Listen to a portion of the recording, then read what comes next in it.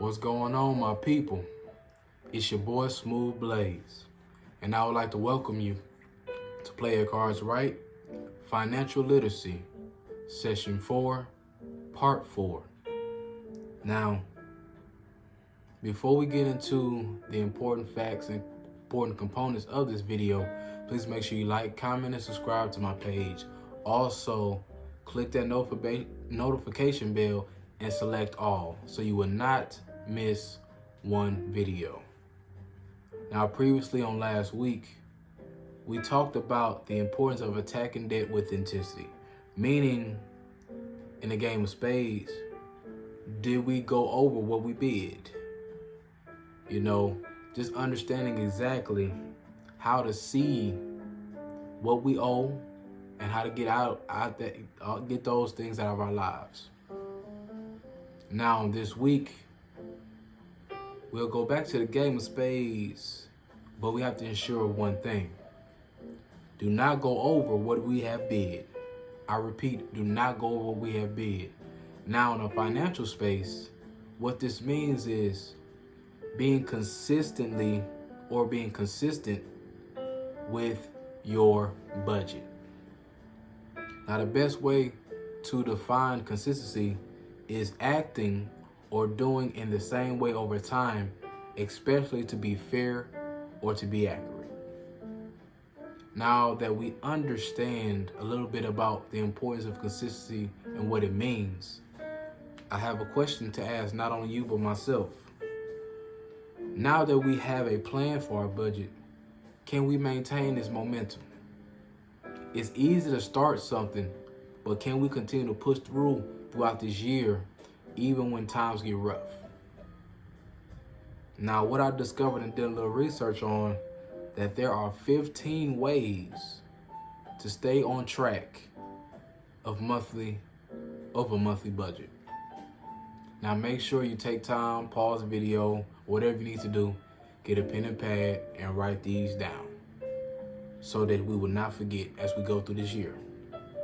Number 1, pay savings bill first. Meaning, no matter what bills we have to pay throughout the month, let's make sure we put money into our savings just like we will put money towards a bill. 2, now know your income, meaning know how much money you get monthly, know how much money you get yearly, so you know exactly how much is going in and how much is going out.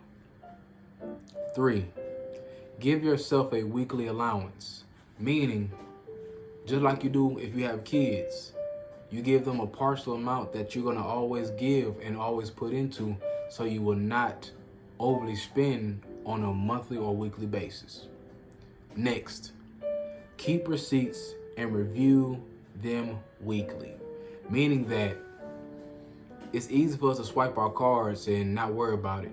But if we continue to keep a track of the receipts and review it on a weekly basis, we'll see how much money is going in constantly and what's going out. Or you can just print out a copy of your bank statement that you have, whatever bank or credit union that you're with, and you can go from there. Balance your checkbook, meaning that we are keeping a note and a track of every cent that comes out of our bank accounts, meaning that we're being responsible for each and every transaction that is being made. Plan meals and shop ahead, meaning when you're planning meals, you have a budget how much you're going to spend going to the grocery store, or you have a budget of when you're going to possibly go out to eat or not go out to eat, what things you can do ahead of time, meaning that you prioritize this, you can get through your life a little bit smoother than what it is. Next, give yourself permission for the occasional treat, meaning it's okay sometimes to, get something or purchase something that you really want. Especially if you feel like you've done well for yourself, or you've been doing everything right, you've been killing debt, or you've accomplished something major. It's okay to treat yourself sometimes, but not overly. Next, if you are ambitious, make a spreadsheet for regular purchases. Meaning, if you like me, I create a spreadsheet of everything. so I can see exactly how much money is here, what I started off versus what I'm finishing with each and every month. And I also see exactly how much debt I have paid off on another separate spreadsheet, so I can visually see these things and see how much progress I made. Next, setting goals, meaning at the beginning of this year or at the end of this month, you should have goals set for the rest of this year, long term and short term, so that you'll know exactly what marks you need to hit versus what things you need to avoid.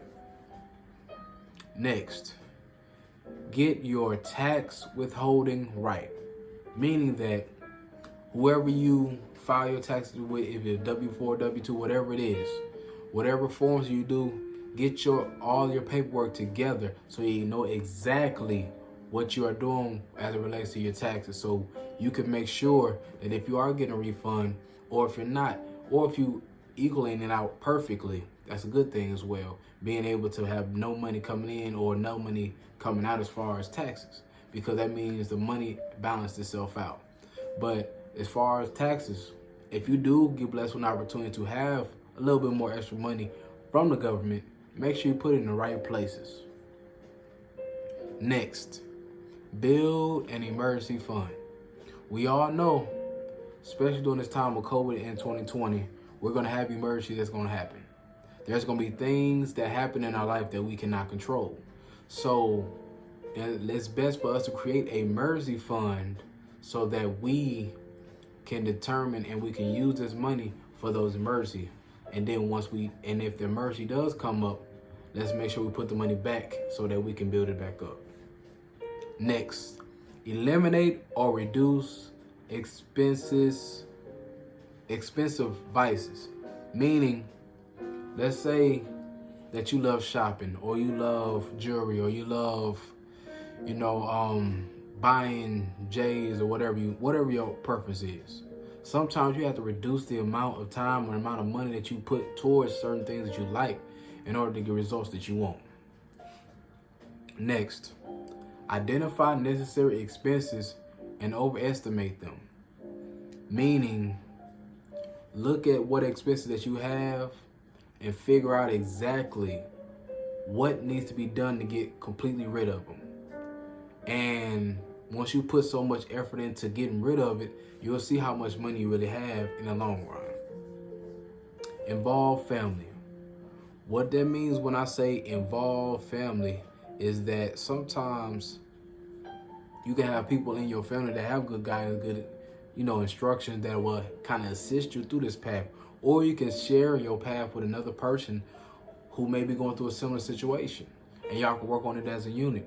So outside help is always needed. The final thing will be use of software and or apps to help you. Like I say, use Word, use Excel, use different things to show your progress moving forward. This way, it can assist you with seeing where you are versus where you're going. So, as we recap over these 15 ways of keeping track of your budget, let's always remember these last two things. One, can you imagine a life on a budget? Don't mean you're broke. It just means you know exactly where your money is going and where your money is not going. And if not, what will motivate you to stay on task? Meaning is, what will motivate you to continue to be adamant about staying on task with your budget? It could be a trip that you want to take. It could be being able to not always rely on a certain job because you owe this, or being able to have freedom to invest in certain things. There are so many parameters that go along with it. So just always keep these two questions in mind. But as we close, I would like to thank you for taking the time out to view my video. And please make sure you like, comment, and subscribe to my page. Also, make sure you select that notification bell and select all. But always remember this one phrase that sticks close to me. We cannot control the hand that was dealt, but we can move with a purpose. I repeat, We cannot control the hand that was dealt for us, but we can move with a purpose. It's your boy Smooth Blaze, and I am signing out. Peace and love.